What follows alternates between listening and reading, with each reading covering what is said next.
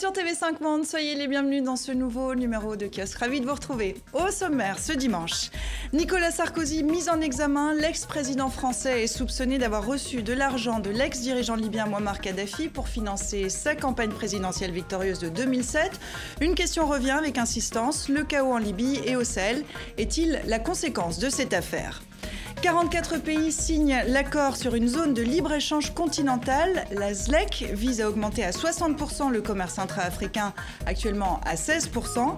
A-t-on assisté cette semaine au début d'un marché commun africain? Et quelles sont les entraves à ce projet? Nouveau scandale pour Facebook. Cette fois, les données de dizaines de millions d'utilisateurs américains ont été siphonnées. Le plus grand réseau social au monde est-il encore digne de confiance? Faut-il quitter Facebook? Et si l'on reste, comment se protéger? Le président français veut relancer la langue française. Emmanuel Macron a dévoilé une trentaine de mesures en insistant sur l'enseignement, notamment en Afrique. Comment son discours a-t-il été perçu sur le continent? A-t-il désamorcé les critiques récurrentes sur la francophonie?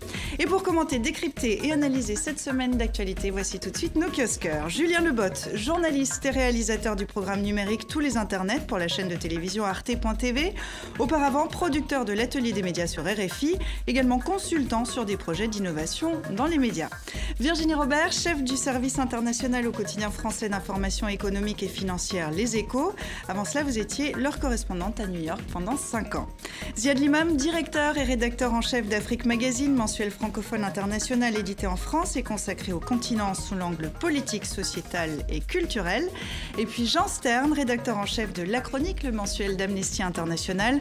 Ancien reporter, vous avez travaillé 10 ans au quotidien français Libération, puis rédacteur en chef à 7 à Paris, à La Tribune et au Nouvel Économiste. Vous êtes également chroniqueur radio sur France Inter.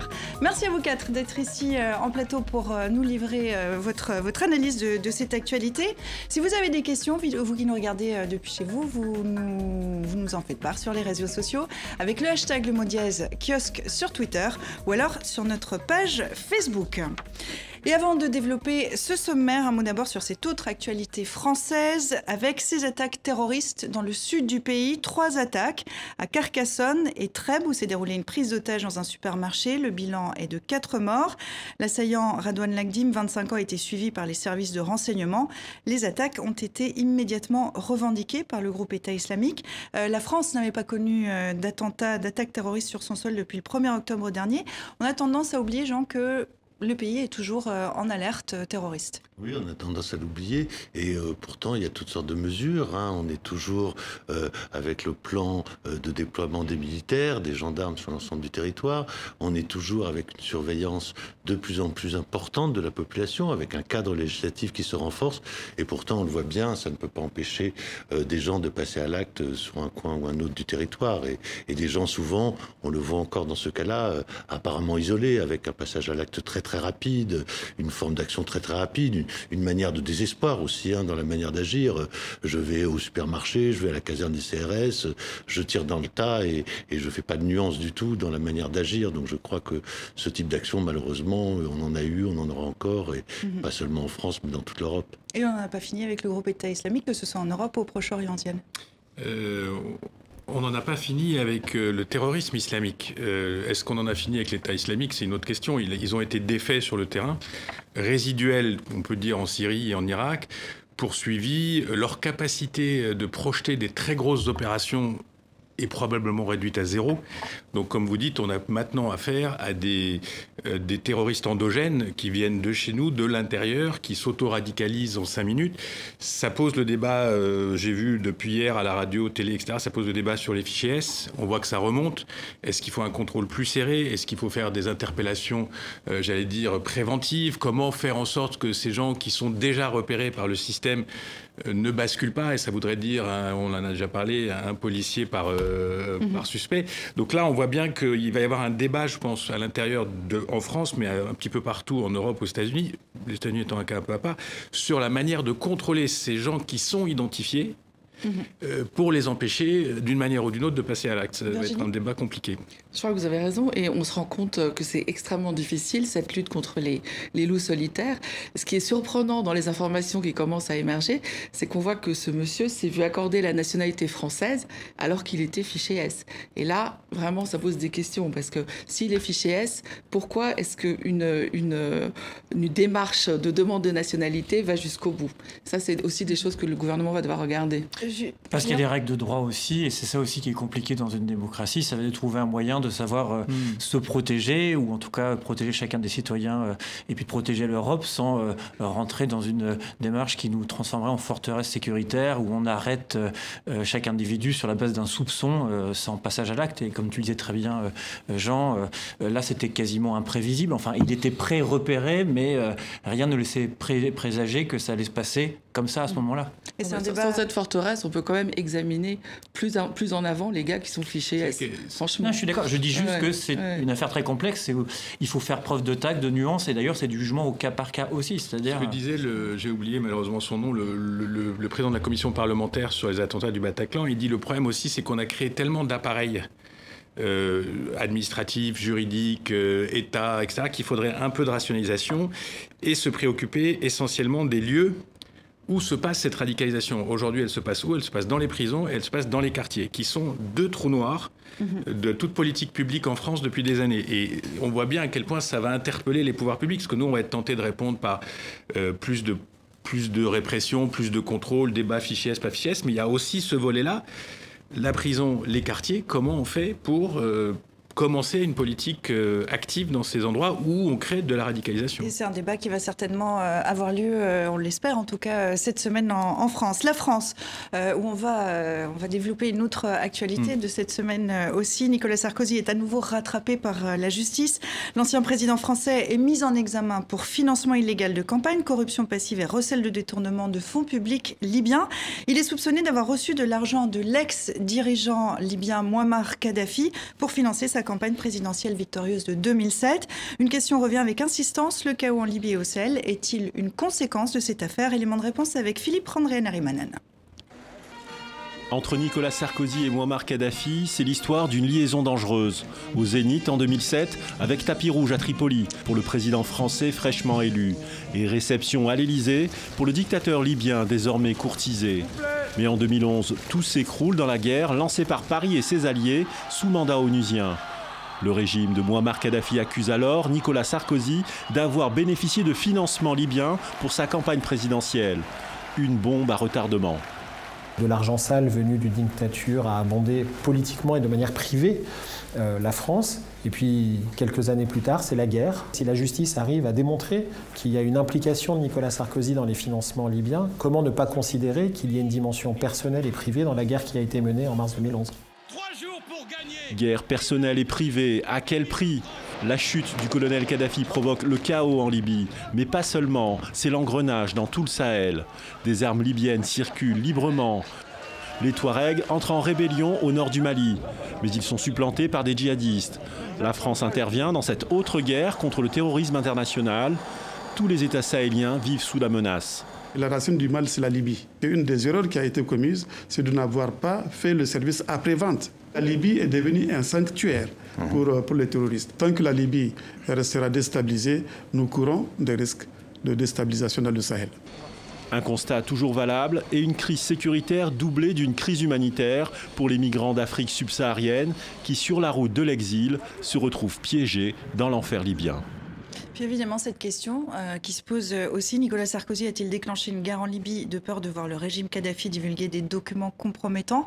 Autrement dit, Virginie, est-ce qu'on peut le soupçonner d'avoir déclenché une guerre pour des motifs personnels? Écoutez, je vois que c'est la thèse de certains. Je pense qu'elle sera quand même difficile à prouver. Déjà, il faut qu'on aille au fond de cette affaire, savoir si oui ou non il a touché l'argent pour sa campagne. C'est important, tous les citoyens ont envie de le savoir parce que c'est un scandale énorme si c'est le cas. Pour avoir parlé à des ambassadeurs à l'OTAN, à l'ONU, je peux vous dire que la difficulté qu'ils ont eue pour obtenir la résolution qui a permis non seulement aux Français, mais aux Britanniques et à l'OTAN tout entière d'intervenir, ça a été d'une difficulté énorme. Ils ont eu énormément de mal à avoir le mandat. Et c'est ça aurait été encore plus compliqué si ça avait été juste pour satisfaire les désirs de revanche de Sarkozy. Moi, je pense que on tire le trait le plus loin possible avec cette affaire jusqu'à la guerre en Libye. Je crois qu'il y avait d'autres éléments en Libye qui justifiaient l'intervention. C'était notamment la situation à Benghazi à l'époque. Cette idée de guerre personnelle sur le continent africain, elle est un peu populaire quand même, on peut le dire. Elle a été reprise notamment dans la presse cette semaine. C'est compliqué. Je ne sais pas si l'Afrique juge ça comme une guerre personnelle ou comme une guerre manquée. Ce que dit le président Issoufou, il dit pas il fallait pas neutraliser Sarkozy. Il dit vous n'avez pas fait le service après-vente, vous avez déstructuré, vous avez cassé un régime qui était là depuis 40 ans, et après vous avez fait des you-you à Tripoli et vous êtes parti. Et on a laissé les Libyens qui avaient peut-être aucune habitude de vivre ensemble, dans un vivre ensemble, j'allais dire, plus moderne, démocratique, qui a échoué. Et on a ouvert la porte à toutes les catastrophes, émigration, trafic d'armes, etc. Mais moi, je pense que, d'abord, il ne faut pas oublier le contexte. Petit 1, il y a eu les printemps arabes. Donc tout ce qui se passe avant les printemps arabes a une certaine logique. Tout ce qui se passe après les printemps arabes, et en particulier la chute de Ben Ali et de Moubarak, ça a une autre logique. Donc il est possible que des alliances ou des ententes qui étaient préexistantes et fatiguées quand même, on peut en reparler, entre la France et la Libye, changent totalement. Parce qu'il y a une espèce de lame de fond, et comme vous le disiez, il y a le risque que Kadhafi mitraille sa propre population, ça tourne à la guerre civile. Que en dessous de ça, en dessous de ça, on se dise aussi... on va se débarrasser de ce type qui, excusez-moi du mot, nous emmerde depuis des années, et il était en France, en Angleterre, aux États-Unis, les Américains ont participé activement à sa chute, donc il avait des comptes à régler avec beaucoup de monde, donc ça tombait plutôt bien. Ça, c'est partie 2. Mais partie 1, est-ce qu'il y a un scandale français quand même ? Est-ce qu'il y a une démocratie qui a été perturbée ou pervertie ou influencée par de l'argent d'une... Et à cette question, est-ce qu'en effet, la France, potentiellement, est face à un scandale d'État ? Alors, si les faits sont prouvés, évidemment, c'est évidemment un scandale d'État, et je dirais même que c'est un scandale d'État absolument majeur. Mais je crois que, alors, Fabrice Arfi et Carlas, qui ont écrit ce livre, qui s'appelle Avec les compliments du guide, qui reconstitue quand même, step by step, si j'ose dire, l'ensemble des étapes de ce dossier. Le livre est assez troublant, hein. Je l'ai lu, il est long, il est argumenté, il y a beaucoup de choses, etc. Ce qui semble quand même être au cœur du livre, c'est pas Nicolas Sarkozy, c'est Claude Guéant, en réalité, hein, qui semble être au cœur, peut-être même, des mécanismes de financement de cette campagne électorale de 2007, pour des montants dont on ignore tout, puisqu'effectivement, dans l'entourage de Kadhafi, il y a énormément de mensonges. Dans l'entourage de Sarkozy, semble-t-il aussi, hein, puisque tous ces hommes, maintenant, Nicolas Sarkozy dit du mal de Takedine absolument partout, mais on voit bien les photos de vacances de Takedine, avec Monsieur Copé, avec Monsieur Hortefeux, et donc, bon, ben voilà, tous ces gens-là étaient quand même à un moment comme cul et chemise, si j'ose dire. Donc, le premier aspect, c'est l'aspect français du dossier, et savoir à quel moment et pourquoi il y a eu un financement, s'il y a eu un financement politique et de Kadhafi, de Sarkozy par la Libye. Le deuxième aspect, et là je suis assez d'accord avec vous, je pense qu'il faut remettre les choses dans le contexte du printemps arabe de l'époque, hein, c'est-à-dire qu'on est dans une situation où la Tunisie vient de basculer, où l'Égypte est en train de basculer, où le Maroc lui-même vit des tensions, des manifestations en février précisément, et tout ça va commencer en mars 2011. Donc on est dans une situation où il y a une extrême tension dans la région, et l'idée de faire tomber Kadhafi est une idée que partagent beaucoup de monde. À cette époque-là, les Américains, les Anglais, les Nations Unies et les Français. Alors, aller jusqu'à dire que Sarkozy a déclenché la guerre pour faire taire Kadhafi, ça me semble effectivement probablement très exagéré. Mais dire que peut-être dans le contexte et dans la prise de décision de Sarkozy, si son ami et collaborateur Claude Guéant était effectivement impliqué dans des affaires de financement clandestin, là, ça pourrait devenir évidemment un peu plausible. Julien. Surtout qu'il y avait cette idée aussi selon laquelle il fallait éviter de rater ce qu'on avait fait en Tunisie, c'est-à-dire de ne pas prendre en compte la réalité du soulèvement et de l'aspiration populaire pour un changement de régime. Non, juste pour faire un petit pas chassé, il y a aussi un truc qui est intéressant, c'est que quelque part, quelle que soit la véracité des faits, on sent que c'est une époque qui est proche et lointaine, puisqu'il y a eu aussi des lois depuis de financement de la vie publique et de la vie politique en France qui font que c'est peut-être le dernier scandale de cette nature. Alors, je ne dis pas que les choses sont 100% vertueuses maintenant, et il faut toujours rester extrêmement vigilant, d'où le fait que les journalistes ont encore beaucoup de travail par rapport à toutes ces questions-là. Mais j'ai quand même la sensation qu'on est en train de basculer de monde, et qu'on aura, alors je ne sais pas si on aura le fin mot de l'histoire sur ça, mais on sent qu'il faudrait, et il le faudra de toute façon, mais en tout cas, on sent que quelque chose est en train de se passer de profond, et qui fait qu'on est en train de changer, de prendre la mesure du fait que financer une campagne, c'est pas anodin. Et donc, il faut qu'on soit transparent sur ces questions-là. Pardon. Virginie, vous vouliez intervenir? Non, mais je suis tout à fait d'accord avec vous et je pense qu'il faut que les parlementaires continuent à être très vigilants sur la question et poursuivre peut-être encore davantage le travail législatif sur ce thème. Et peut-être un travail législatif sur cette guerre en Libye, comme ça a été fait en Grande-Bretagne. Pourquoi ça n'a pas été fait en France? Un travail parlementaire. Sur une enquête? Sur une enquête sur cette guerre en Libye, comme ça a été fait en Grande-Bretagne. Est-ce qu'il est, trop tard? Moi, je me méfie aussi des enquêtes parlementaires qui sortent pas grand-chose. Je veux dire, à part dire que Cameron n'aurait peut-être pas dû le faire ou on l'aurait fait. Bon, qu'est-ce qui s'est passé? Le constat aujourd'hui, c'est que c'est un pays qui est totalement déstructuré, fracturé, en guerre civile, avec des milices un petit peu partout, une espèce de fédéralisme de fait, avec un général à Benghazi, un gouvernement soutenu par l'ONU à Tripoli et un Sud qui échappe pratiquement au contrôle de tout le monde. Donc ça, c'est la réalité. On peut faire des commissions parlementaires pour voir s'il y a eu ou pas. Mais moi, je pense que le point le plus important, c'est de revenir au processus. Est-ce qu'il y a eu corruption de la démocratie française par un pouvoir extérieur, sachant que ce n'était pas la première fois? C'est une vieille habitude française, quand même. C'est valise on peut remonter sur les présidents précédents. Mais tout d'un coup, tout le monde a l'air de découvrir il y a une petite nuance il y a une petite nuance quand même. C'est-à-dire que quand un chef d'État africain fait passer une valise par monsieur X ou par monsieur Y pour un président français, c'est pas tous des Kadhafi quand même. Il y a une problématique à l'époque où ça se passe en 2005, 2006, 2007. Kadhafi est un homme proscrit. Son pays est au banc de la communauté internationale. Il est accusé d'un certain nombre de choses, Lockerbie, UTA, etc., etc. Donc on n'a pas affaire à un monsieur tout à fait, j'allais dire, notre autocrate habituel. Il se passe quand même quelque chose. Après, Sarkozy arrive, il va en Libye, il reçoit Kadhafi. Tout le monde a un petit peu oublié, mais il l'a reçu comme un roi. Tante à Marigny, etc. Il y a des gens qui ont eu des vapeurs qui ont failli s'évanouir. Enfin bon, il s'est passé quelque chose. Troisièmement, on a essayé de lui vendre des centrales nucléaires. Il faut quand même le rappeler. La France, à la limite, on vend bien des armes au monde entier, mais on ne vend pas des centrales nucléaires au monde entier. Donc, je veux dire, il s'est quand même passé un truc dans le registre de l'amour fou spontané qui mérite aussi qu'on y réfléchisse. Donc, il y a quand même un faisceau.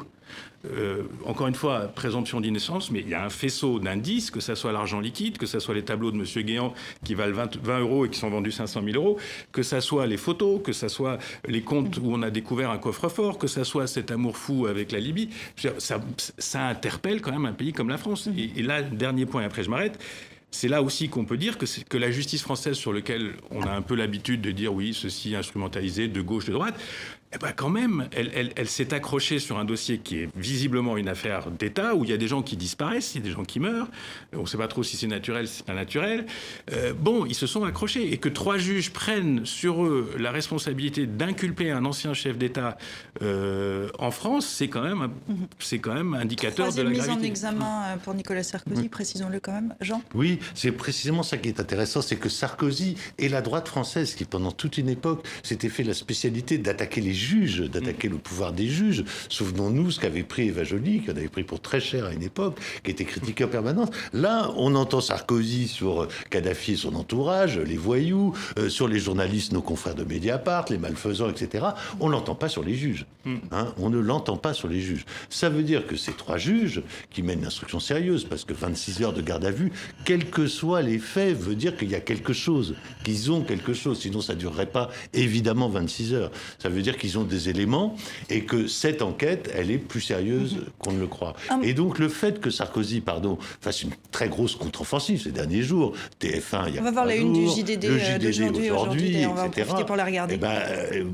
Moi, là, encore une fois, j'ai tendance à me dire, creusons, continuons à creuser, parce qu'effectivement, c'est un enjeu vital pour la démocratie moderne de savoir ça. Et un mot encore, Virginie, sur le fait qu'on décrit Nicolas Sarkozy encore comme le patron de la droite. Est-ce que là, ça porte un coup à la droite française et on conclura là-dessus ? Écoutez, la droite française, déjà, elle a déjà du mal. Je pense que lui, en tout cas, je ne sais pas s'il se débat pas comme le patron de la droite, il se débat comme Nicolas Sarkozy qui joue tout. Il joue son honneur, il joue sa vie publique et ce en quoi il croit aussi, parce que on le voit extrêmement combatif. Que ce soit à la télévision ou dans le JDD ce matin, il est très décidé. Il essaie d'avancer des éléments matériels, notamment sur l'argent liquide qui aurait circulé, qui serait 38 000 et quelques euros, et non pas les dizaines de millions d'euros dont on parle.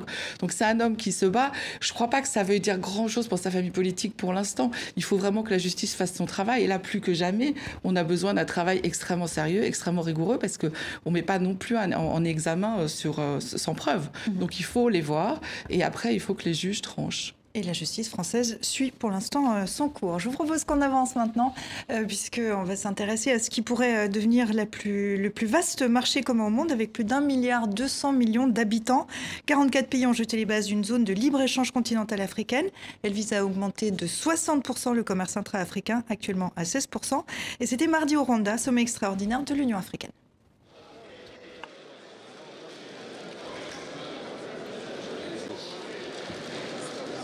L'intégration économique répond donc non seulement à une aspiration née du panafricanisme, mais aussi à un impératif pratique lié à la viabilité économique du continent. De fait, la tenue du présent sommet extraordinaire a soulevé une forte attente à travers le continent. Nos peuples, nos hommes et femmes d'affaires et nos jeunes en particulier n'en peuvent plus d'attendre de voir lever les barrières qui morcellent le continent, entravent son développement économique et perpétuent la misère, alors même que l'Afrique regorge de richesses. Ziad, on a assisté au début d'un marché commun africain cette semaine à Kigali. On a assisté à la signature d'une belle idée. Point. Maintenant, on a une belle idée, on l'a posée. Belle idée torpillée par les Nigérians la veille. Absolument, parce que les Nigérians... Qui est quand même un pays de 140 millions d'habitants. Qui locomotive économique du continent. Oui, une des locomotives, oui. Donc, l'idée, elle est réelle. Il faut faire la lutte aux entraves au commerce intra-africain. Il faut aussi assurer la libre circulation des personnes. Se déplacer en Afrique avec des passeports africains. Je ne parle même pas de gens qui viennent de l'extérieur, est extrêmement compliqué. Mais il faut dire à tous les gens que ça intéresse que maintenant commence le plus dur, c'est-à-dire la réalité de cet accord, la mise aux normes, parce que les gens oublient souvent qu'un accord de libre-échange, souvent ça va, ou un accord d'ouverture, ça va avec des normes communes, c'est-à-dire si vous vendez des ignames ou de la loco ou des oranges, il faut qu'elles soient d'une telle manière et traitées de telle manière, etc. Et trois, il ne faut pas oublier aussi qu'il y a déjà eu des efforts très importants en Afrique. Si vous prenez régionalement, il y a des blocs commerciaux régionaux qui sont assez fonctionnels. La zone UEMOA en Afrique de l'Ouest, la zone CEMAC un peu moins, mais quand même. Le COMESA qui est une émergence sur tout le flanc Est. Donc en zone UEMOA, il y a liberté de circulation, il y a une zone, un droit commun extérieur commun, etc. Donc il se passe déjà des choses. Donc je pense que ce qu'ont voulu faire ces chefs d'État, c'est de dire on peut voir, visualiser loin, mais on est sur une échelle de 20, 30, 40 ans. Quand on voit la construction européenne, ce que ça a mis en termes de construction institutionnelle réelle, bon, ça mettra du temps. Puis encore du chemin. Encore du chemin. Mais c'est une belle idée. C'est une belle idée parce que je ne connais pas les chiffres, mais le commerce intra-africain, c'est 3% ou 4% du commerce. Donc, c'est pas grand-chose. 15, bon. Ouais. Et deuxièmement, il y a aussi un problème, c'est que tous ces pays sont souvent producteurs des mêmes choses. Alors justement, donc il y a une espèce d'intra-concurrence. Encore faut-il pouvoir échanger. Et ça, c'est une des problématiques du continent africain. C'est vraiment, je suis tout à fait d'accord avec vous, c'est vraiment une occasion historique, exemplaire sur laquelle ils travaillent. La plupart des exportations africaines aujourd'hui, c'est des matières premières qui partent hors d'Afrique et qui leur ramènent des devises, qui est très important, mais qui fait que ces économies africaines se sont peu diversifiées et elles ont vraiment besoin aujourd'hui de faire démarrer un secteur de commerce, j'allais dire consumer pour faire du mauvais français, de développer un marché de consommateurs avec leurs propres biens. Et pour ça, il faut créer un marché où la concurrence entre les différents pays soit la même. C'est-à-dire que si je suis entrepreneur au Ghana, entrepreneur au Zimbabwe et qu'on fabrique la même chose, il faut que ce soit sur les mêmes normes.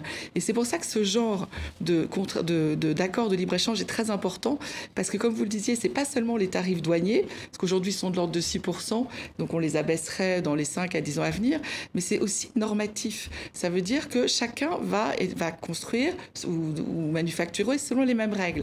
Et là, c'est vraiment bien pour les gens qui veulent investir parce qu'on sait exactement sur quel marché on entre. Donc c'est aussi un élément qui me semble capital. On entendait le président de la Commission de l'Union africaine qui disait que les Africains en ont envie. Est-ce que c'est le cas? Est-ce que c'est vraiment une attente en Afrique? Si vous voulez, cette idée, elle est aussi dans le panafricanisme. L'Afrique est un peu le seul continent qu'on envisage souvent globalement. C'est comme s'il y avait les mêmes intérêts partout, la même culture partout, les mêmes gens partout. Ben non, c'est 1 milliard d'habitants, 1,2 milliard, c'est plus de 50 pays, c'est des cultures totalement différentes, aussi différentes qu'un Danois et un Italien du Sud. Donc vraiment, il faut prendre un petit peu de recul. Mais il y a une idée panafricaine qui est là depuis les indépendances. Il y a cette idée qu'on partage un destin commun, en fait, un défi commun, parce qu'on est né d'une lutte coloniale, alors on a cette espèce... Voilà. Mais donc tout ce qui alimente cette idée qu'on est ensemble dans le même radeau est porteur. Mais on s'aperçoit très vite que les réalités de l'intégration sont extrêmement compliquées. Il y a par exemple un problème qui va vite, qui existe déjà en UMOA et en CEMAC, c'est les tricheurs. Un tricheur qui arrive à rentrer de la marchandise par un port à Dakar ou je ne sais pas où, et qui arrive à mettre un petit label Made in Africa dessus, il va pouvoir rentrer de la camelote un petit peu partout, sous prétexte qu'on est sur un marché commun. Regardez mon regard vers l'Asie et regardez qui sont les gens qui peuvent arriver à shipper des choses comme ça. Donc c'est quand même une construction extrêmement lente et compliquée. Et donc je pense que ce que je vous disais tout à l'heure, de revenir sur les premiers points régionaux qui se sont déjà intégrés pour construire petit à petit à partir de là, c'est... Alors justement, les économistes qui sont un peu critiques diraient qu'on met un peu la charrue avant les bœufs dans cette histoire. D'abord produire.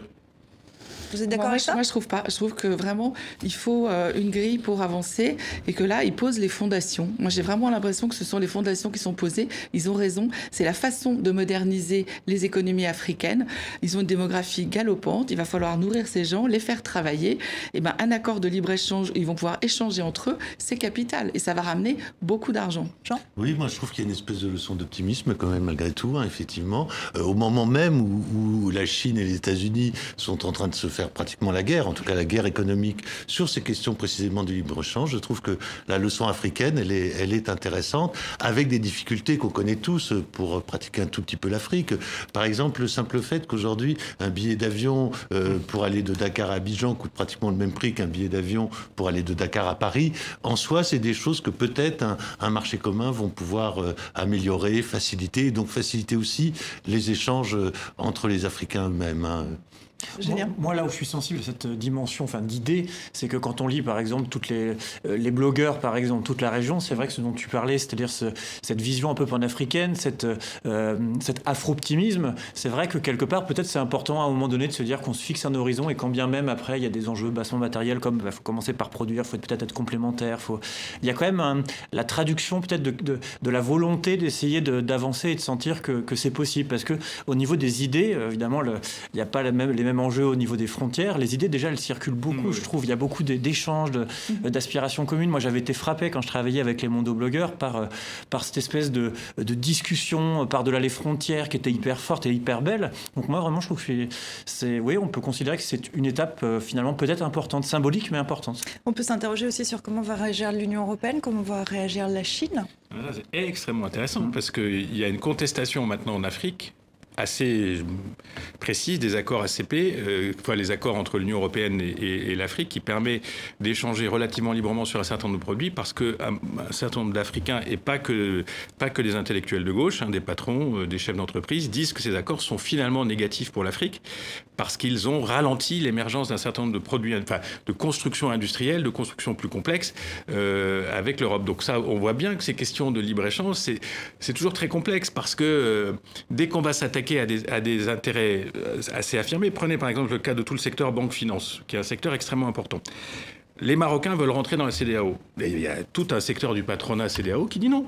On ne veut pas des Marocains parce qu'ils sont beaucoup plus en avance que nous sur le domaine banque-finance. Si on les laisse s'installer, ils vont bouffer toutes nos banques, etc. Or, nous, c'est une question de souveraineté. On a besoin de banques aussi. Donc, voilà. Donc, bon, l'idée est belle. Et on le verra comme on l'a vu en Europe et comme on l'a vu dans toutes les zones qui se sont relativement intégrées. Ça prendra un temps infini pour déterminer les enjeux, les risques et les intérêts des uns et des autres. Et c'est pour ça que on pourrait donner l'exemple de l'Europe. On a commencé par un secteur en Europe qui était réellement commun à tout le monde, leçon pour nos petits-enfants et enfants, le charbon et l'acier, qui posaient un vrai problème. On peut commencer en Afrique, par exemple, par l'agriculture, qui est une vraie source de revenus, qui a besoin de marché, qui a besoin d'échanges. Là, je pense que tout le monde serait d'accord pour libérer les marchés, pour qu'on échange ça. Le reste, step by step. On verra, step by step, pas à pas, comme on dit en français, pour qu'il entre en vigueur. TV5 Monde, chaîne de la francophonie, on va en parler tout à l'heure, je vous préviens. Pour qu'il entre...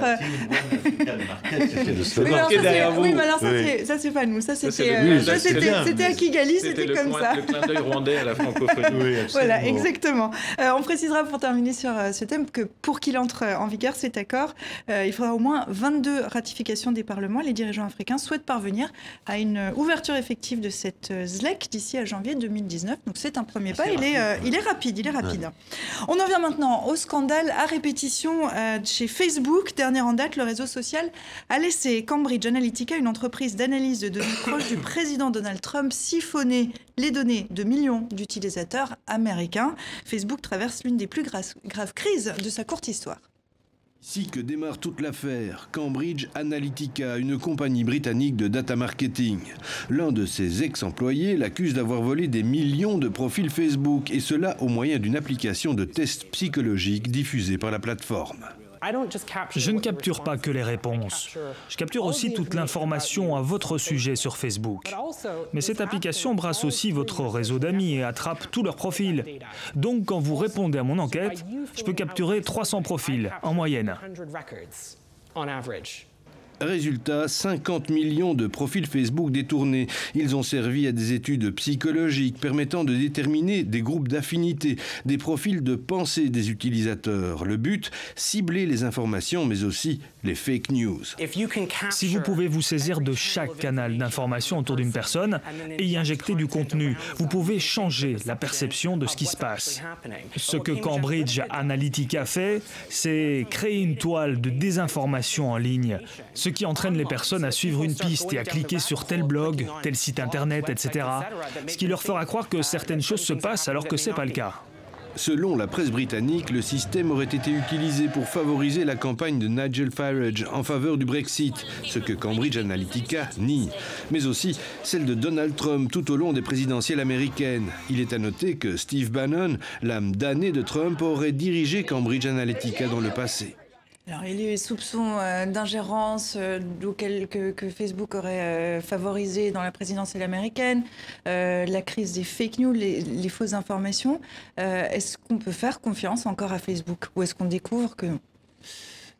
Dans l'absolu, j'ai envie de dire, il faut toujours rester extrêmement vigilant parce que tout ce qui se passe du côté de la Silicon Valley, c'est en fait une transformation radicale de notre mode de vie d'interaction.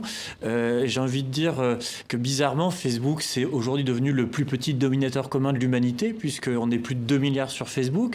Donc il y a presque un intérêt public au fait d'être sur Facebook pour être avec sa grand-mère, son cousin, son ami qui est parti faire un Erasmus ou un ami correspondant ou qui part en reportage au fin fond du Canada. Et dans le même temps, c'est une boîte qui a des intérêts privés, qui a un modèle économique et dès lors fait tout pour les exploiter et être rentable au maximum. Par ailleurs, il y a un deuxième aspect qui est très très important et avant de rentrer peut-être plus en profondeur dans la question de Cambridge Analytica, c'est le fait que les GAFAM, comme on les appelle souvent, les Google, Amazon, Facebook, Apple et Microsoft, sont des acteurs qui ne sont pas étatiques mais qui aujourd'hui sont extrêmement puissants, qui mettent beaucoup d'argent sur le lobbying, qui ne payent pas des impôts comme des entreprises qu'on peut recroiser en bas de chez soi.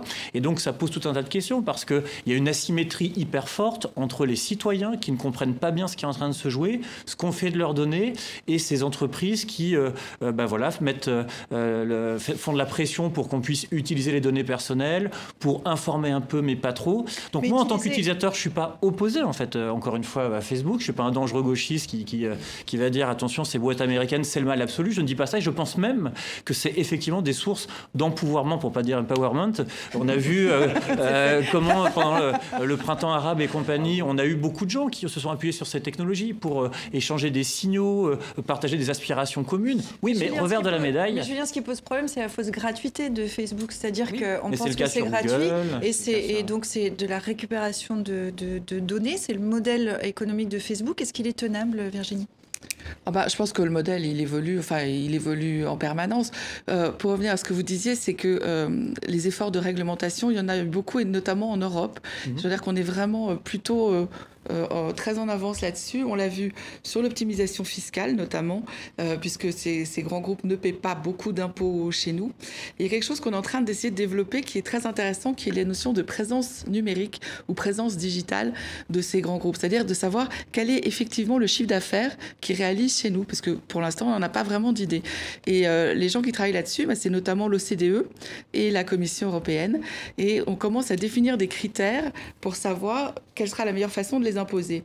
Là, on a vu que la Commission avait proposé une première grille qui était de taxer tous ceux qui faisaient... Alors attendez, ça m'échappe là pour l'instant, parce que j'ai dans l'esprit le deuxième modèle. Mais oui, c'est ça, ils veulent taxer le chiffre d'affaires, c'est ça. 3% du chiffre d'affaires réalisé, qui est en fonction du territoire. Et pour définir le territoire, ils veulent trouver... en fait, ils veulent isoler des critères, par exemple le nombre de contrats commerciaux qui ont été réalisés, ce serait 3 000. Combien d'utilisateurs? 100 000. Combien de chiffre d'affaires? 7 millions. Ça veut dire qu'on va descendre aussi beaucoup et pouvoir taxer de plus en plus d'acteurs numériques en Europe. On va regarder la une de mars du magazine américain Wired. Mark Zuckerberg prend des coups, c'est le patron de Facebook. Il prend des coups au gré des polémiques, on en parlait tout à l'heure. Le 4 janvier, il disait vouloir réparer Facebook en 2018. Mark Zuckerberg, c'est le grand naïf ou le grand méchant loup? Moi, je crois qu'il n'est ni l'un ni l'autre. Je crois qu'il n'est ni naïf ni grand méchant loup. Je crois que tout simplement, c'est un acteur majeur d'une nouvelle économie qui, de fait, s'est construit de manière étrange dans un espèce d'accord avec les gouvernements, avec d'une manière générale les autorités, où ils ont avancé tout à fait tranquillement sans que les pouvoirs publics d'aucune sorte ne réagissent pour essayer d'instaurer des formes de contrôle, y compris des formes de contrôle fiscaux, puisque tous ces groupes, les GAFAM, ont échappé très largement à la fiscalité depuis une bonne dizaine d'années maintenant. Ça, c'est le premier point. Le deuxième point, c'est qu'évidemment, cette affaire-là, c'est la petite goutte d'eau qui fait déborder le vase, parce qu'en même temps, on est passé de la réalité à la fiction, ou de la fiction à la réalité, si j'ose dire. Toute l'affaire Cambridge Analytica, elle était dans la dernière saison de House of Cards. Exactement la même chose. Les exploitations de données par une équipe de campagne corrompue pour réélire un président paranoïaque. Cherchez mon regard. Donc, si vous voulez, c'est quand même extrêmement intéressant de voir que là, on est dans une situation où on n'invente plus grand-chose, mais les choses se font. Alors, quelle est la question qui est posée maintenant? C'est une question de responsabilité des États, évidemment. Quels sont les États? Quelle est la volonté des États? Et quelle est la volonté des États, je dirais, au niveau mondial, c'est-à-dire au niveau des Nations Unies, de créer ou pas un contrôle du web et une autorité mondiale du web? Alors, évidemment, on peut se dire qu'une autorité mondiale du web, ça peut être pris comme un espèce de grand commissariat politique, et dans ces cas-là, c'est extrêmement inquiétant. Mais si c'est pris comme une instance de régulation, et effectivement, si la question de la nationalité des usagers du web, et je parle bien des usagers, pas des propriétaires du web, puisqu'aujourd'hui, la question de la fiscalité, elle se pose par rapport à l'usage, pas par rapport à la propriété. Quand vous avez un grand groupe industriel comme Renault, par exemple, qui vend des voitures dans le monde entier, il est tout à fait normal qu'ils soient imposés en Malaisie, au Mexique et au Maroc et en France, bien évidemment. Julien, une instance de régulation au niveau international? Oui, pourquoi pas. Enfin, c'est très compliqué. En tout cas, ce qui est assez frappant, c'est que le mantra, on va dire, au départ de Facebook, c'était move fast, break things. Donc, faut avancer très vite, quitte à casser des choses. Je suis désolé, c'était vraiment le mantra. Non, ça, c'est le... Donc là, j'ai le droit. Voilà, mais voilà, en fait, en gros, on se retrouve avec aujourd'hui une plateforme qui est extrêmement puissante. Et donc, je ne sais pas s'il faut une instance internationale. En tout cas, il faut que les dirigeants politiques gagnent en lucidité, mais les citoyens aussi. Il y a un immense travail à faire. Et il faut arrêter de penser que c'est un problème de geek. C'est-à-dire c'est un problème fondamental pour toutes les démocraties. Et dès lors qu'on perd quand 43% des Français s'informent via Facebook, on est en droit de savoir quel est le type de ciblage publicitaire auquel ils sont exposés. Et quand c'est à caractère politique, c'est normal qu'on le sache. Mais je pense que moi, c'est une question de vie ou de mort entre les États et ces entreprises. C'est-à-dire que quand on s'aperçoit qu'ils sont capables de créer ou de perturber ou de pousser un candidat à une élection, même si ce n'est pas la volonté de Facebook, mais ceux qui arrivent à utiliser Facebook, ce qui est le cas de Cambridge Analytica, les fake news, donc on voit bien que c'est plus uniquement une question de fiscalité et de régulation. C'est-à-dire qu'il y a l'émergence de ces mastodontes technologiques qui ne seront d'ailleurs pas forcément sous le contrôle de leurs créateurs, si on voulait être encore plus pessimiste. Et puis en face, il y a des États ou des démocraties qui essayent de fonctionner à l'ancienne et qui découvrent que le système peut fonctionner de manière totalement différente à leur encontre. Donc je pense qu'il y aura forcément un moment, un backlash, un retour. La deuxième chose, c'est que la disruption, la disruption, elle peut jouer contre Facebook, elle peut jouer contre Twitter, elle peut jouer contre Uber. Des petits malins peuvent inventer un nouveau système en moins de 3, 4, 5 ans qui peut tuer ces énormes boîtes en quelques années. Donc eux aussi ne sont pas garantis de survivre. Et la troisième chose, qu'est-ce qu'on fera le jour où un de ces propriétaires capitalistes va vendre son entreprise aux Chinois qui sont en train de faire des recherches, intelligence artificielle, Internet, digital, etc. à une vitesse. Ils n'ont pas de problème de morale, ni de contraintes, ni de monnaie, etc. Donc ils cherchent à fond. Demain, ils peuvent acheter ou prendre. Et qu'est-ce qu'on fera? Donc il y a quand même une question Julien, je crois que vous vouliez réagir et ensuite je vous passe la parole. Julien, je vous ai vu réagir à ce que disait Ziad. Vous pensez qu'on ne peut pas disrupter Facebook? Non, oui, c'est-à-dire qu'en fait, aujourd'hui, je pense que c'est un acteur vraiment majeur et il y avait une expression que j'aimais bien qui était oligopole de la découvrabilité. Alors, c'est très français, mais c'est compliqué à comprendre. C'est-à-dire qu'aujourd'hui, ces acteurs font que le web n'est plus exactement le web. C'est-à-dire qu'aujourd'hui, quand on veut exister, quelque part, on passe par eux pour exister. Donc, il y a fort à parier que Facebook ferait tout pour étouffer, finalement, l'émergence d'un acteur nouveau. D'ailleurs, on voit que quand, par exemple, un Snapchat émerge, tout de suite, on essaie de le racheter. C'est ce qui s'est passé avec Instagram, c'est ce qui s'est passé avec WhatsApp. Oui, et on voit bien la volonté de neutraliser la concurrence technologique. Exactement. Voilà. Ensuite, le cas des Chinois, juste sur le cas des Chinois, je pense que les Chinois eux-mêmes ont développé leur WeChat. Ils ont une vision spécifique de l'Internet. L'excellent bouquin de François Bougon sur la tête de Xi Jinping permettait de bien comprendre l'encadrement idéologique, quelque part, qui est mis en place et qui s'appuie sur, en plus, une recherche massive sur l'intelligence artificielle. Donc, pour le coup, je ne sais pas s'il y a un clash de civilisation au niveau du web qu'on peut observer, mais je pense qu'il y a deux modèles qui sont différents. Les deux sont inquiétants. Les deux posent des questions par rapport à la question de la citoyenneté et de l'autonomie des individus. Mais voilà, pour moi, c'est deux modèles assez différents et rivaux, en fait. Moi, j'aimerais ajouter que face à ces chocs qu'on voit, il y a aussi le pouvoir des internautes aujourd'hui qu'ont donné les réseaux sociaux. Quand on voit la marche à Washington samedi, avec tous ces jeunes qui sont là pour lutter contre les armes, c'est les réseaux sociaux qui les ont réunis. Et je pense que s'il y a un backlash contre Facebook, ils peuvent l'organiser eux-mêmes. 1 € de pénalité. Ouais. Jean, en français, s'il vous plaît. Un mot aussi sur la Chine, précisément, parce que la Chine, qui évidemment a développé ses propres réseaux sociaux, ses propres outils, sa propre intelligence artificielle, elle est en même temps aujourd'hui en train d'imposer sa loi aux GAFAM, précisément à Apple, en imposant à Apple de stocker ses données, non pas aux États-Unis ou ailleurs, mais en Chine même, et donc de reprendre le contrôle des données d'Apple en Chine même. Et donc on voit bien que ces enjeux des données, de contrôle des données et tout, c'est des enjeux politiques, c'est des enjeux stratégiques, et ceux qui sont en main, c'est d'un côté la Chine et d'autre côté les GAFAM. Et nous, à la fois usagers de base, et européens, et africains, et reste du monde, on regarde, si j'ose dire, passer les trains aujourd'hui. C'est pour ça que, si je peux me permettre, je reviens sur la question du contrôle du web, parce que la question du contrôle du web, malgré tout, elle se pose depuis 25 ans, depuis 1993. À qui appartient le web, qui est propriétaire du web, et qui peut s'enrichir ou pas avec le web. Je pense que c'est d'ailleurs assez amusant de voir Tim Berners-Lee, qui était donc l'un des inventeurs du web, dire sur Twitter au lendemain de l'apparition de Zuckerberg sur CNN, je comprends, il s'est senti dessaisi de son bébé, il a compris qu'on pouvait quelque part avoir un mauvais usage de sa technologie, et effectivement, en fait, aujourd'hui, il y a une puissance telle qu'il faut vraiment qu'on pose les choses clairement et qu'on encadre tout ça. Voilà. Et puis j'ajouterais quand même un mot, parce que dans cette bataille mondiale, qui est la bataille aussi économique contre les inégalités, les géants du web, avec les fortunes considérables que se sont aménagés ces dirigeants de Google, d'Apple, etc., qui sont maintenant dans toutes premières fortunes mondiales, y compris Jeff Bezos. Classement Forbes 2018, dans les 5 premières fortunes mondiales, il y en a 3 qui sont dans les GAFAM. Absolument. Donc je pense que, si vous voulez, le web, aujourd'hui, la structuration du web, la structuration économique du web contribue très largement à l'accroissement des inégalités sur la planète, et que donc c'est un problème annexe mais complémentaire, je dirais. Et pour être complet sur ce sujet, les États-Unis et l'Europe somment Facebook de fournir des éclaircissements. Après cette affaire, plusieurs procédures ont été lancées des deux côtés de l'Atlantique. On y vient, je sens que vous trépignez. On va parler du français. On va parler du français et de francophonie, parce que vous le saviez. Bon, d'abord, vous le savez, vous êtes sur la chaîne francophone mondiale. Mardi, c'était la journée de la francophonie et c'était l'occasion pour Emmanuel Macron de présenter son plan, sa stratégie à l'international pour promouvoir le français et le plurilinguisme. Un extrait. C'est aujourd'hui un acte de confiance en notre langue que nous sommes résolus à accomplir, car nous sommes au seuil d'un moment nouveau de notre histoire et de l'histoire de notre langue.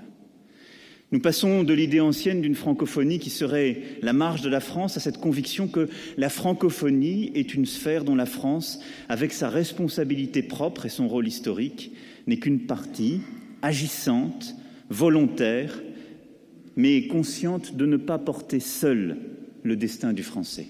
Car il est de la responsabilité de la France de faire vivre nos francophonies au service des peuples. Non pas comme un fauné de notre empire colonial, comme certains le prétendent, mais parce que nous croyons dans le destin de notre langue, dans ce qu'elle véhicule, dans ce qu'elle dit du monde où nous vivons, sans surplomb aucun. Il est critique contre la francophonie, Roland de la France-Afrique, des colonies, le fait que la France pense que le français est sa propriété. Est-ce qu'on peut dire que Emmanuel Macron a battu en brèche ces critiques ? Moi, je ne crois pas. Je crois pas. Je crois qu'il y a quand même un problème de discours maintenant des autorités françaises au sens large, et ça dépasse le cas du président de la République actuelle. Il a employé un mot que j'aime bien, il a parlé à propos de la francophonie, il a parlé d'un trésor. Alors un trésor, on en fait deux choses. Soit on l'enterre au fond du jardin ou au fond de la cale, et puis on attend quelques siècles pour éventuellement le retrouver, soit on le ferait fructifier, son trésor. Et la France, aujourd'hui, ne fait pas fructifier ce trésor qu'est la francophonie. Je dirais que même que non seulement elle ne le fait pas fructifier, mais d'une certaine manière, il y a des reculs sur plein de points. Il y a des reculs sur la présence francophone à travers le monde. Je pense en particulier au réseau des instituts français, dont on enferme beaucoup, malheureusement, alors que c'est des endroits où les gens viennent apprendre le français, viennent lire des journaux en français, viennent échanger des idées en français, rencontrer des auteurs, des cinéastes, etc. français. Je pense en particulier à un sujet qui m'est cher, puisque c'est la traduction. L'aide à la traduction recule en France en ce moment. Tout ce que vous dites là, jusqu'ici, c'est des points sur lesquels Emmanuel Macron a insisté en disant on va faire un effort dans ce sens. Eh bien oui, mais sauf que ça fait des années qu'on nous dit qu'on va faire un effort, et ça fait des années qu'on assiste au contraire à des reculs successifs des autorités. Et donc je pense que là, il faut inverser très sérieusement la tendance. Sur la dernière partie de votre phrase, je suis totalement d'accord, il faut inverser sérieusement la tendance. On peut au moins reconnaître au président Macron qu'il est le premier chef d'État à en faire l'objet d'un discours, d'une volonté, de l'utilisation de l'instrument aussi, il ne le dit pas vraiment, mais on le sent bien, de l'utilisation de l'instrument de la langue aussi pour le rayonnement politique et économique de la France. Tout ça, c'est clair. Tous les autres, ils en parlaient peu, ça les intéressait pas beaucoup, et ils pensaient que c'était une espèce de carriole compliquée à trimballer, et qu'il fallait financer, etc. Deuxième point où je pense que notre ami a raison, c'est la décadence des institutions de la francophonie, et en particulier les instituts, les alliances, une espèce de guérillage bureaucratique, etc. Donc il faut mettre de l'ordre, il faut prioriser ça. Troisième point, il y a la francophonie réelle. Là, on entend moins parler l'État français. La francophonie réelle, c'est quoi? C'est les études, c'est les échanges scientifiques, c'est les visas, qui est un point clé si on veut faire de cet espace quelque chose d'un peu vivant. C'est-à-dire, c'est pas que des Français qui voyagent, mais c'est des gens qui parlent français qui peuvent venir chez nous. Donc on voit bien qu'il y a toute cette mécanique qu'on a laissé se solidifier, s'ossifier, qu'on va essayer de moderniser. Le point, je pense, là où il a dit quelque chose de très important, c'est l'idée que la francophonie n'est pas centrale. C'est une espèce de langue qui appartient à tout le monde. La France n'est pas centrale. Oui, non, enfin, je veux dire, oui, c'est ça. Le français n'appartient pas à la France, le français appartient à tous ceux qui parlent en français. C'est assez révolutionnaire, ça aussi. C'est pas du tout dans la tradition française de dire que notre langue, elle appartient à un gars qui vit à Kinshasa, un gars qui vit à Dakar, un gars qui vit à Beyrouth, etc. Donc ça, je pense que c'est assez moderne, par contre. Je rebondis sur ce que vous dites, puisque la France est, dans la francophonie, le seul pays à peu près qui n'est pas plurilingue. Est-ce que c'est à la France de défendre la francophonie? Est-ce que c'est la mieux placée, disons? Je pense que justement, là, ça a été l'occasion d'ouvrir les portes aux autres, à tous ceux qui utilisent le français. On a vu plein d'éditos dans la presse de gens justement de Kinshasa, de Kigali, du Québec, dire ce que ça représentait pour eux. Et là, je le trouve assez inclusif, le président Macron. Les mots qu'il utilise, c'est une francophonie plurielle, on parle d'archipel. Ça veut bien ce que ça veut dire, c'est que chacun a sa pierre à apporter. On a une ministre franco-belge, on a une ministre franco-marocaine, enfin on a des gens au gouvernement qui sont francophones et qui ont plusieurs nationalités. Moi, je crois qu'au contraire, il ouvre vraiment la porte. Et chacun va pouvoir y apporter ce qu'il a envie d'y mettre. Et d'ailleurs, dans les chroniques, il y a des choses très intéressantes. Excusez-moi, je termine juste, mais dans ce que j'ai pu lire, des gens, par exemple, qui critiquent le monde de l'édition en disant quand c'est très dur de publier en France quand on n'est pas français mais francophone. Les droits d'auteur, c'est vraiment dur de les récupérer. Voilà. Et on voit les pistes, on voit où est-ce qu'il faut aller. Et c'est très intéressant d'avoir le retour des uns et des autres. Et je crois qu'à cette occasion-là, ils se sont manifestés. À propos de retour, Emmanuel Macron, évidemment, qui dit francophonie, dit Afrique, Afrique de l'Ouest, Afrique centrale, dans un avenir assez proche. C'est là que se trouvera la majorité des francophones. Comment ce discours a été perçu en Afrique de l'Ouest, en Afrique centrale ? Avec un certain, pas scepticisme, mais disons attente. On va voir si c'est un discours nouveau, est-ce que ça se traduit par des éléments concrets. Parce que pour tous ces pays, l'enjeu politique de la francophonie, c'est pas vraiment très important, parce que le français est une langue endogène, c'est pas une langue qui vient de l'extérieur, c'est une langue qu'on apprend, etc. Ce qui est important, c'est les moyens qu'on donne à l'appui aux Français dans les écoles, dans les universités, dans les matériels pédagogiques, etc. etc. Et deuxièmement, on dit souvent que l'Afrique est le terreau de la francophonie, ce qui est vrai, mais quand on regarde les statistiques en Asie, on s'aperçoit que le français est souvent la première ou la deuxième langue qui est apprise par des étudiants locaux, parce qu'ils pensent que le français est une porte vers l'Afrique, vers des territoires qu'ils ont envie d'aller explorer, conquérir, travailler, et donc le français sert de médium. Et que pour la France, c'est très important de considérer mentalement que le français est quelque chose de moderne pour les Français. C'est leur passeport vers le monde. Ça leur permet de voler un peu plus loin. Nous, on a été prisonniers d'une certaine manière de l'Union européenne, de la construction européenne, où on était coincés entre les Allemands et les Anglais avec notre petite langue que personne ne parlait. Voilà une langue qui est parlée par des centaines de millions de gens en dehors de l'Union et qui peut nous permettre de voyager, de nous déplacer, de faire des affaires, d'échanger culturellement, de bloguer, d'écrire, etc. Et ça, c'est quelque chose qu'on devrait dire à la France. Julien. Alors que Bruxelles parle anglais d'ailleurs maintenant. Oui, la bataille à l'Union européenne sur les traductions, non, mais il suffit de lire du 4 tous les jours pour nous dire on est en train de se faire balader sur les traductions à l'Union européenne. C'est Jean quand même... Quatremer, Oui. qui est un cusqueur aussi. Jean. Pardon, Julien. Oui. Non, il y a un aspect qui est tout simple aussi, c'est-à-dire que dès qu'on a cette vision-là, alors d'abord il faut soutenir tous les points d'entrée, les points d'accès, tous les relais finalement qui font que cette francophonie, c'est une francophonie en acte, une francophonie vécue, c'est une langue de l'émancipation, une langue poétique, tout ce qu'on veut. Et puis par ailleurs, il y a aussi peut-être des partis pris à prendre qui doivent être plus clairs. C'est-à-dire que il y a beaucoup de pays en fait dans la francophonie qui ont été par exemple concernés dans les derniers mois par des coupures d'accès à Internet. Donc parler par exemple de la circulation du français et des idées alors qu'on coupe l'Internet, c'est pas possible. Le Cameroun par exemple, l'année dernière, 183 jours de coupure d'accès à Internet. Donc on peut dire que la France soutient la diffusion des idées, les mondoblogueurs et compagnie. Si les gens n'ont pas accès à Internet, je suis désolé, la francophonie, elle peut pas circuler, elle peut pas respirer. Togo, Ghana, enfin je veux dire, on peut multiplier les exemples. Donc c'est un des points. Emmanuel Macron a parlé du français comme d'une langue numérique, il a raison.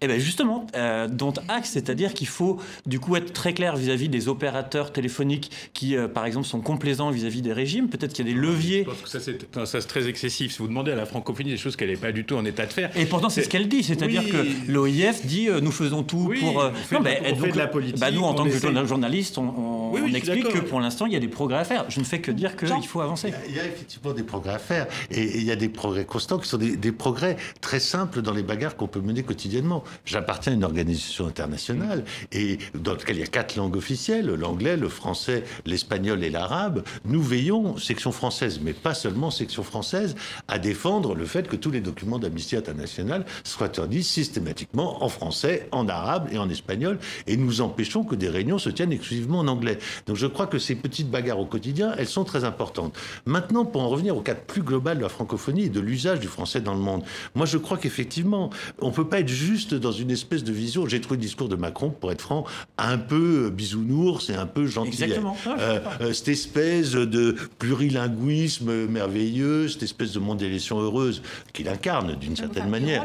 La francophonie intéressante, elle ne l'était plus. Mais je suis pas d'accord avec vous. Moi, je pense que je me suis toujours intéressé à la francophonie, j'ai toujours défendu la francophonie, je me suis toujours bagarré, et je viens de faire au Québec une interview d'une écrivaine québécoise d'origine asiatique, d'origine vietnamienne, qui m'a expliqué pourquoi elle avait préféré écrire en français qu'en anglais, parce que le français lui donnait beaucoup plus de nuances dans la langue et dans l'expression orale. Donc voilà, il faut la former, il faut former ces gens-là et leur donner les moyens. Et j'ai eu le même vécu l'année dernière à Madagascar, justement au sommet de la francophonie, avec des blogueurs justement, qui étaient tous réunis, et c'était hyper fort de voir à quel point cette langue, elle n'incarnait pas que des échanges économiques, ou c'était vraiment une façon de communiquer, c'est des lueurs, des couleurs, enfin voilà. Voilà, et donc c'est pour ça que j'ai l'air un peu rigoureux, mais je pense qu'il faut vraiment défendre l'accès à l'information, l'accès à la culture, l'accès aux idées, et ça passe par tout un tas de Puis c'est une langue questions, aussi, on le voit dans ce plateau, qui déclenche des émotions, Tout des à fait, débats et des passions, et ça c'est passionné. plutôt bien. Et puis on va le rappeler quand même, on prêche pour sa paroisse, tous les francophones ont un trait d'union audiovisuel, c'est TV5 Monde. Si vous voulez apprendre ou perfectionner le français, vous pouvez le faire chez nous de façon numérique sur le site Apprendre le français, sur le site de TV5 Monde, et vous y trouverez là une multitude d'exercices pour tous les niveaux, et puis vous pourrez continuer à nous regarder. On va conclure comme chaque semaine avec la semaine de dilemme. On va voir ce qu'il a retenu de cette actualité, et on va le voir tout de suite. En Syrie, la Ghouta orientale toujours sous les bombes. Ils arrosent la victoire de Poutine, constate cette famille face à une pluie d'obus. Sans surprise, le président russe a été réélu pour un 4e mandat avec plus de 75% des voix.